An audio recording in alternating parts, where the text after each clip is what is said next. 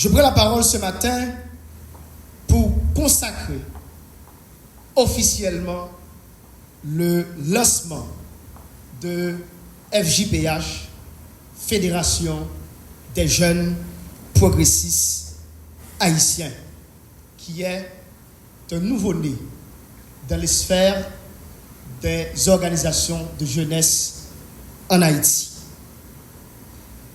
Je prends la parole ce matin pour vous dire que votre présence ici, dans cette salle, est un message de courage, d'espoir, de renaissance.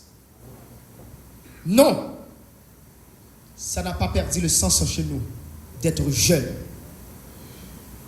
Je prends la parole au nom d'une jeunesse plurielle, invisible, visible, dispersée et étouffée, rêveuse, travailleuse, maltraitée et parfois oubliée, mais qui réclame partout sur les 27 700 km² l'avenir qu'elle mérite. Maintenant, de nous, pour nous entendre voix, tant qu'on voit qui mène toute réelle jeunesse là, derrière elle, toute réelle, chaque jeune, dans tout raccoin, dans le pays d'Haïti. Gonaïve, Jérémy, Okap, Tibois, Gravine, Cité Soleil, Bel-Air, aussi nous avons des bouquets. Nous toutes, qui vivons la même réalité. Nous toutes, qui victimes. Nous toutes, qui demandent bien-être. Nous toutes, qui demandent intégration. Nous toutes, qui demandent participation. Nous toutes, qui demandent valorisation. Oui, nous sommes cette jeunesse, victime d'une société jusqu'ici incapable de se défaire de l'exclusion et de l'inégalité sociale. Nous sommes cette jeunesse qui se trouve à chaque carrefour d'histoire, les mots, les phrases, les métaphores, pour chanter sa rébellion perpétuelle contre un État qui ne sait pas écouter, un État insouciant.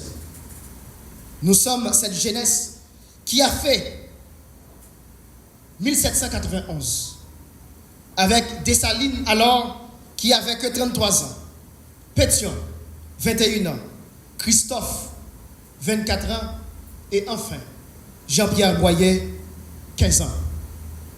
Oui, vous vous rappelez des contes glorieuses de 1941, vous vous rappelez des mobilisations de la jeunesse de 1986, vous vous rappelez 1990 et encore plus près 2004. Et il y a aussi en 2010, alors en 2016, Côte-Cob, Petro, Caribéa avec les Petro Challengers. La jeunesse haïtienne est une mine de ressources inépuisables et pas assez exploitée. Parfois, cette force, mise à rude épreuve par le chômage des jeunes qui, selon le dernier rapport du Fonds des Nations Unies pour le développement, le chômage des jeunes représente 44%, la discrimination sociale représente 26%, l'exclusion sociale 44%. Mesdames, Messieurs, la Fédération des jeunes progressistes haïtiens tire sa raison d'être de cette grande nécessité pour les jeunes de cette génération de mieux organiser. On ne sera pas là pour critiquer, non. On ne sera pas là pour dissuader, non. Mais pour accompagner, pour servir, pour faciliter les jeunes. Nous ne sommes pas là pour quémander. Nous sommes là pour exiger ce qui nous est dû en tant que 70% de la population haïtienne.